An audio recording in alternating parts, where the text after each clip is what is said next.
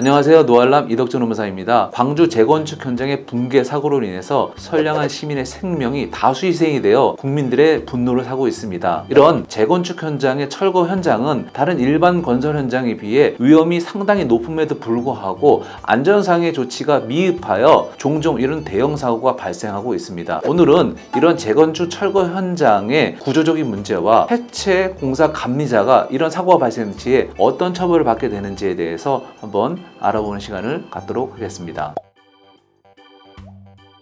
재건축 공사 현장의 발주자는 주로 주택조합 또는 신탁회사가 되며 시공자는 종합건설회사가 됩니다. 예전에는 주택조합에서 이 건축물의 해체 공사에 회사를 지정해서 공사를 수행했으나 많은 문제점이 발생이 돼서 2017년 이후부터는 시공사가 철거 공사를 하도록 법으로 규정되어 있습니다. 21층 이상의 높이나 10만 제곱 이상의 해체 공사에 대해서는 특별시장이, 그 외에는 구청장이 이 허가권자가 되며, 이 허가권자는 이 건축물 해체 공사가 안전하게 시행될 수 있도록 해체 공사 감리자를 지정하도록 되어 있고요. 이 해체 공사 감리자는 해체 계획서에 따라서 이 공사가 안전하게 진행되는지에 대해서 관리 감독 업무를 맡고 있습니다.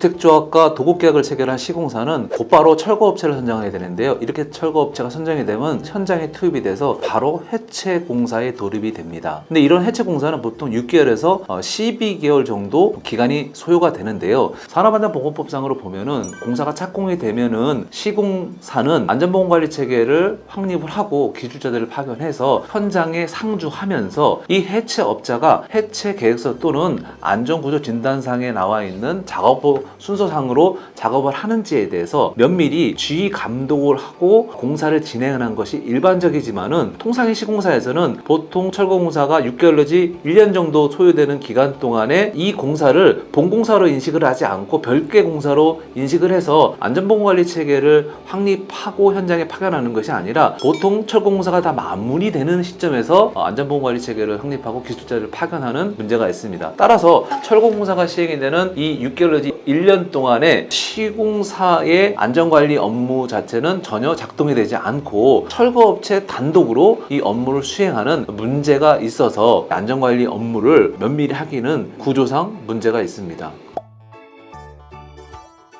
해체 공사가 시작이 되면 허가권자의 지정으로 현장에 해체 공사 감리자가 지정이 되는데요. 이렇게 지정된 해체 공사 감리자는 해체 작업 순서, 해체 공법, 시공업체가 제출한 해체 계획서에 따라서 법령에 맞게끔 해체 작업이 이루어지는지 면밀히 관리 감독 업무를 하게 됩니다. 이러한 법령상의 해체 공사 감리자가 해야 될 업무에 대해서는 해체업자가 협조적으로 따라주고 관리 업무를 받아야 되는데, 현실적으로는 이 협조가 잘 되지 않고 사후적으로만 보고하는 것이 일반적이기 때문에 해체 공사 감리자가 선도적으로 안전한 업무를 하기에는 많은 문제가 발생하고 있습니다.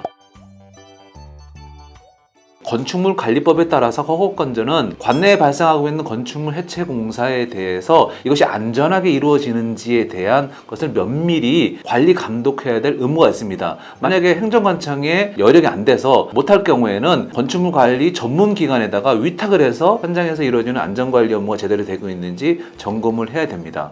왜 그러냐면 도심지에서 이루어지는 재건축 현장의 건축물 해체 공사는 공사 현장 내의 위험도 존재하지만은 인근의 시민들의 위험까지도 위협할 수 있는 굉장히 중요한 문제이기 때문에 안전이 이루어지는 것이 확인이 될 수 있도록 행정관청에서는 힘을 쏟아야 되는데 잘 이루어지지 않음으로 인해 가지고 많은 문제들이 발생하는 것이 현실입니다.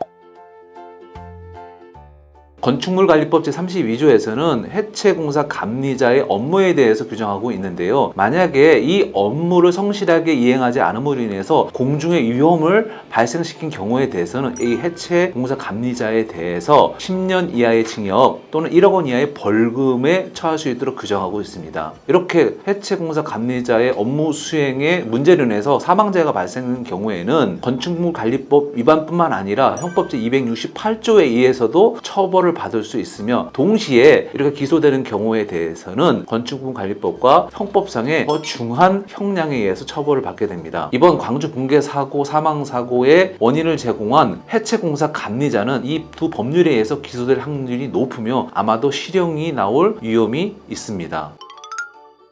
더 궁금한 사항이 있으신 분들은 유튜브에 댓글을 남겨주시거나 블로그에 들어오셔서 내용을 확인해 주시면 감사하겠습니다. 감사합니다.